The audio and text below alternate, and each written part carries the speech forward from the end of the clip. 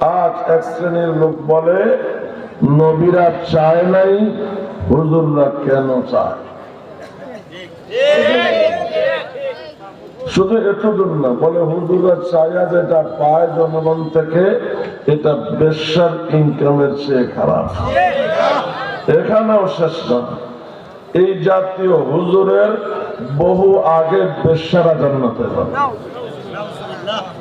সত্য কি নবীরা চায় নাই, হুজুররা কেন? খেয়াল করেন, হুজুররা কেন চায়? আমি আপনাদের কাছে জানতে চাই, মদিনার মুসলমানদের কাছে নবীজি চাইছে কি? জানও চাইছে, মালও চাইছে। কথা বলেন, জানও চাইছে, মালও চাইছে। চাইছে কি চান না? নবীরা চাইছেন ইমানদারের কাছে, নবীরা চান নাই বেঈমান কাফেরের কাছে। আমরা ধর্মের জন্য ইমানদারের কাছে চাই, বেঈমানের কাছে চাই না। আমাদের চাওয়া নবীর চাওয়া মিল আছে না না? আমি আগে একটা বয়ান করতাম, কথা বলেন, যে ক্লাস 1-2 থেকে নিয়ে ক্লাস 10 পর্যন্ত একই ক্লাসে পড়েছে, একই সঙ্গে চলাফেরা করেছে, একই সাথে খানা খেয়েছে। আজ দুইজন দুই কলেজে চলে গেছে, দুইজন দুই দলের কর্মী হয়ে গেছে। এখন একজন আরেকজনের রক্ত পিপাসু। এই রক্ত পিপাসু বানাইলো কিসে? আমাদের দেশের বস্তা পচা রাজনীতি। এবার এইভাবে বলতে চাই, বছরের পর বছর এক প্লেটে খেয়েছে, একজন আরেকজনকে একরাম করেছে। আজ একজন আরেকজনের রক্ত পিপাসু কেন? ওই দিল্লির একটা মানুষের জন্য। কথা বলেন, কেন বাংলাদেশে আলেম নাই? তুমি বাংলাদেশে বসবাস করো, বাংলাদেশের ওলামায়ে কেরামকে অনুসরণ করো। তুমি বাংলাদেশে বসবাস করো, বাংলাদেশের আলেমকে অনুসরণ করবা। বাংলাদেশের যুগে যুগে বিশ্ববিখ্যাত আলেম তৈরি হয়েছে। আজও আমাদের মুফতি আব্দুল মালিক সাহেবকে যদি আপনি ধরেন, তিনি বিশ্বের সেরা একজন আলেম। তুমি দিল্লির একজন আলেমের অনুসরণ করতে গিয়ে তোমার এক ভাইয়ের মাথায় পাড়ি দিবা, তার রক্ত জড়াইবা, এটা কোন ইসলাম?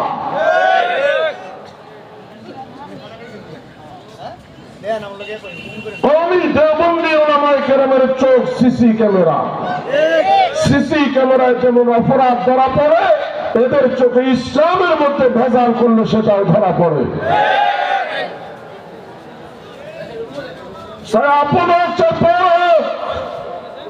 কথা বলেন, এদের কাছে কাদিয়ানীদের অপরাধ যেমন ধরা পড়ে, সাদিয়ানীদের অপরাধও ধরা পড়ে। কেন?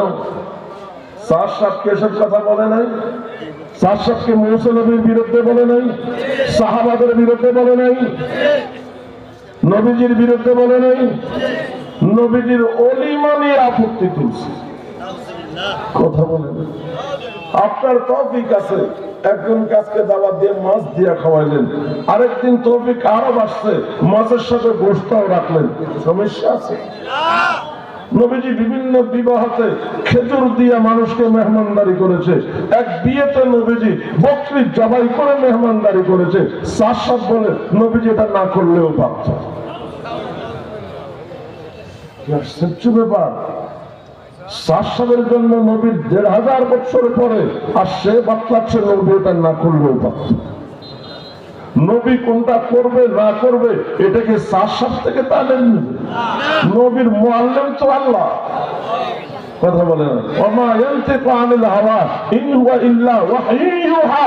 নবী তো আল্লাহর ইশারায় চলে। নবীর ভুল ধরার তুমি কি? যারা নবীর ভুল ধরে বুঝতে হবে মুসলমানদেরকে, এরা ইহুদি খ্রিস্টান ধরেছে।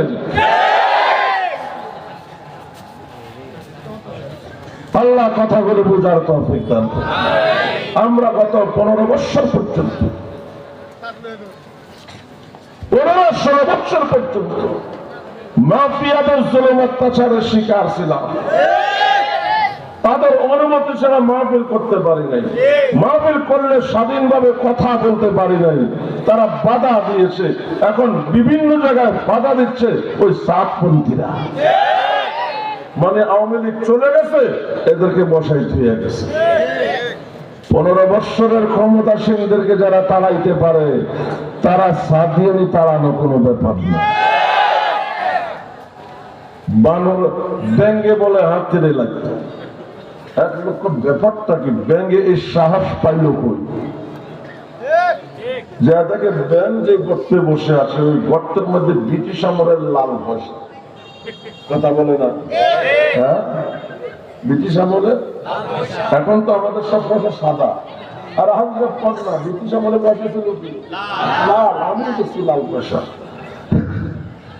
তো লোকটাকে, আচ্ছা তুমি এই লাল পয়সার গরমে হাতিয়ে লাগতে পারতেছ, কথা বলেন? তোমরা যে এখন বাংলাদেশের সমস্ত ওলামাদের বিরুদ্ধে, তোলামাদের বিরুদ্ধে, জনতার বিরুদ্ধে গিয়েছো, উটকির নিচে লাল পয়সা পড়ছে না? এই লাল পয়সা কেমনে সরাইতে হয় কওমি দেওবন্দিরা ভালো করে জানায়। আর আমরা তো তাদের সন্তান যারা ব্রিটিশদেরকে তাড়িয়েছে, কথা বলেন?